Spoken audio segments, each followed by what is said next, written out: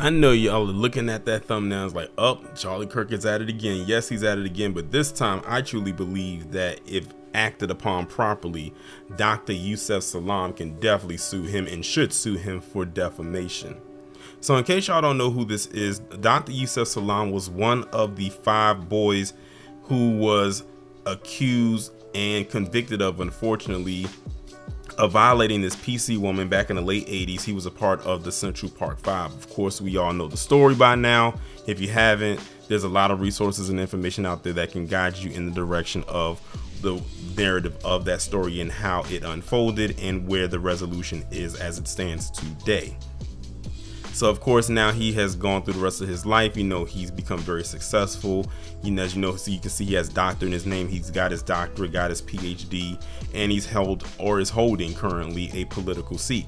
But recently he ran into a little issue with law enforcement in New York recently, which is probably all too familiar with him because of what happened to him when he was a teenager back in 1989, where he got pulled over by this cop by the NYPD.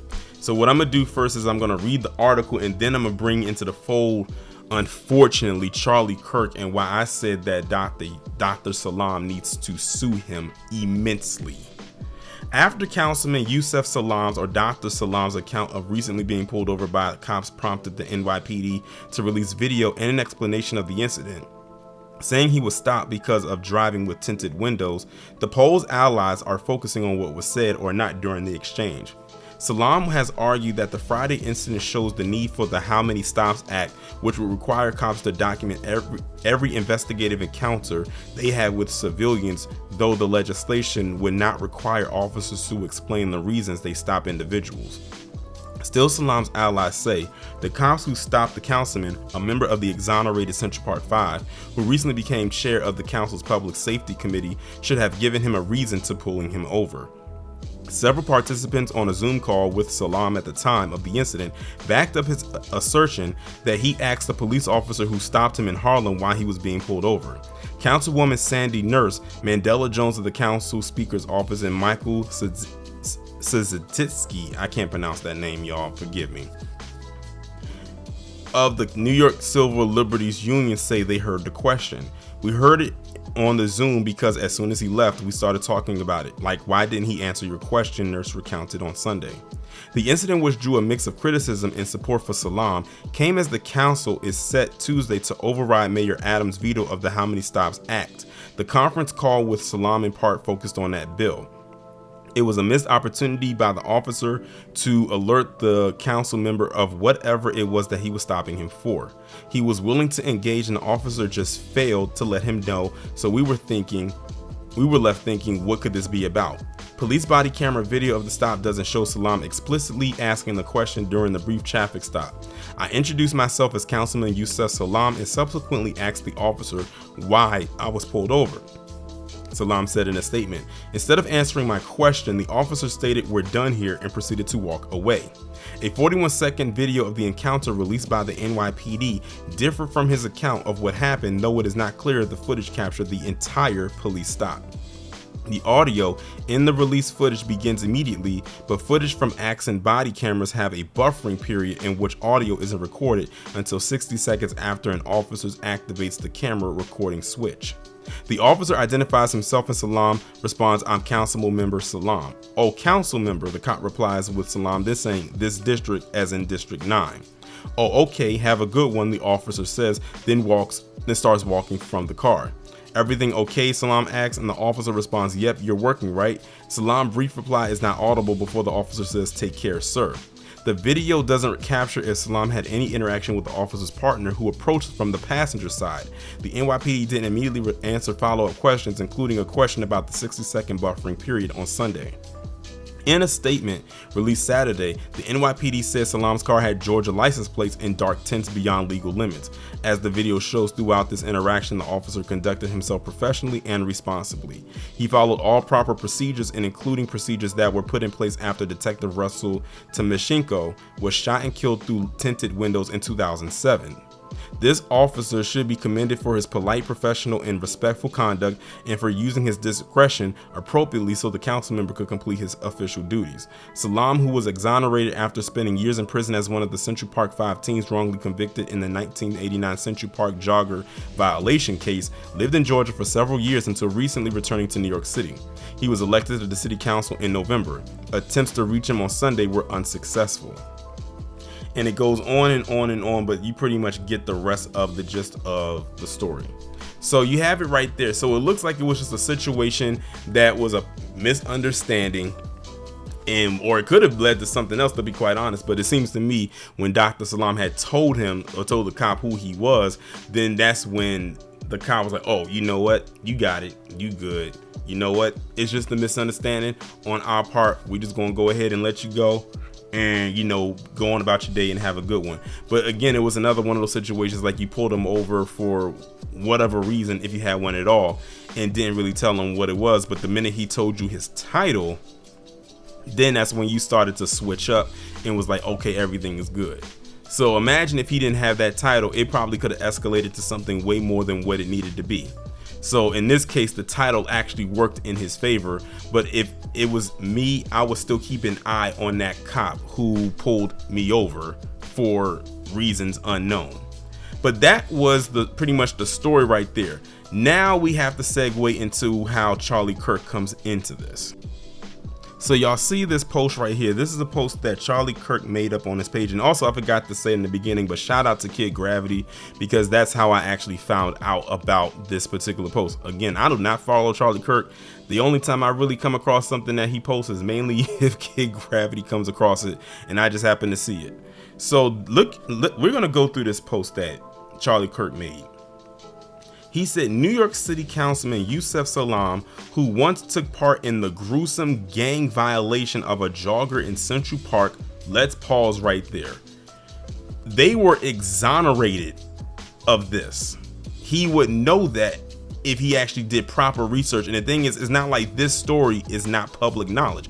It's been public knowledge for years now that they were not the ones who did it. They were cleared because of DNA. It was one person who did it, not him or the other 4 that they tried to pin this on. So right there, he's already defaming his character right there when we know the truth. It goes on to say, he said, is now furious that an NYPD officer dared to pull him over for having an illegally tinted windows. I just read the article, and this is why I read the article first. Nowhere in there did it sound like he was upset or mad that he got pulled over. He might have been a little questioning it, which he has every right to do, but he was not mad. He was just asking, questions like, why did I get pulled over? And he told him who he was, and he just went on his way. Nowhere in it did it say that he acted out of character, that he yelled at the person, that he got belligerent and all this other stuff. See, again, Charlie Kirk making stuff up, especially when it comes to successful black men. Remember the more recent time I talked about him, who was he going after? A successful black coach. Now he's going after a successful black councilman who is also a doctor, has his doctorate degree. And I told Kid Gravity this when he brought this to my attention. Charlie Kirk, again, going back to his schooling, this dude dropped out of junior college and he didn't finish one semester. He practically flunked out. Again, that means he just didn't apply himself. Meanwhile, you have this man right here who went through so much as a teenager, lost most of his, pretty much all of it, the rest of his teenage years and a good chunk of his 20s, and then still prevailed by going off to college and getting his degrees and getting his PhD and all of that, becoming a doctor, getting the doctor title, and becoming a councilman and making proper moves. And Charlie Kirk, what has he done except get on his soapbox all day and speak anti-black rhetoric all the damn time? When I tell you that people were checking the hell out of Charlie Kirk in his comment section about this, it was not just black people, but white people as well, and probably anybody else that I can't think of. Like, I don't think anybody who would usually co-signed him on this. Nobody. He was dead wrong this entire post. And that's why I said that Dr. Salaam needs to sue him for defamation. He has every ground. This is a defamation suit waiting to happen. It needs to happen. I don't know if he's going to ever see this video, but if he ever does, please do it, because everybody is practically ready for someone to do a shakedown of Charlie Kirk. Honestly. He says Salaam wasn't even arrested or given a ticket. Why would he be arrested or given a ticket? He says, but after getting away with gang violation, he didn't get away with it because he didn't do it. None of those boys did. He apparently thinks he deserves to be completely above the law. What a disgusting pig. No, Charlie, that is what you are. Charlie Kirk thinks he's above the law. Charlie Kirk is a disgusting pig. And you know what's so crazy? Calling him a disgusting pig is actually an insult to pigs. Pigs are probably a little bit more cleaner and less disgusting than he is.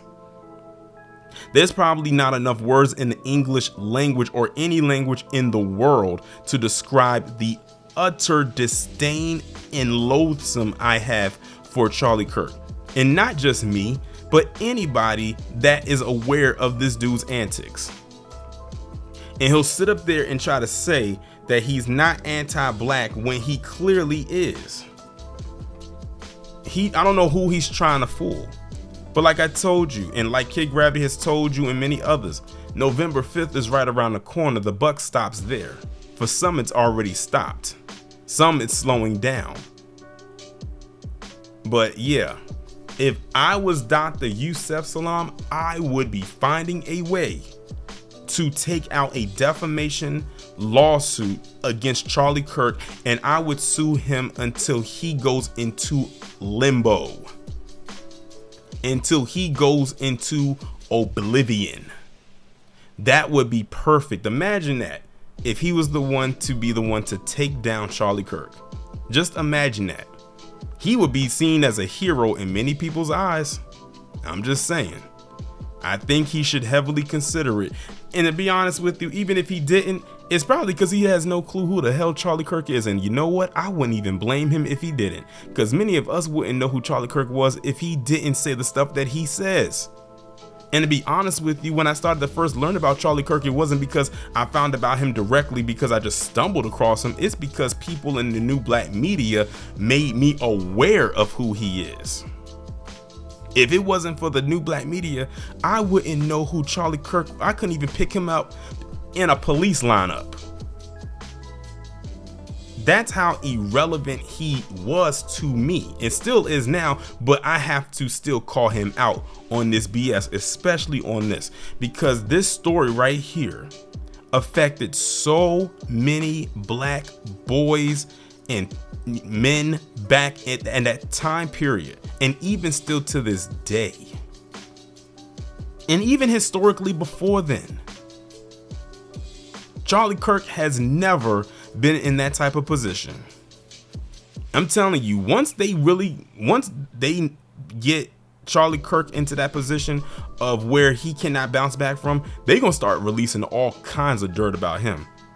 They're gonna start unearthing a lot, because that's usually how it goes. Once they get you for one thing, they're gonna start digging until they can't stop, or they can't dig anymore, and then that's when they're gonna pull all of your information and put it out there for the world to see. And you want to know what's interesting about that is when they do, none of us will be even remotely surprised by what is discovered.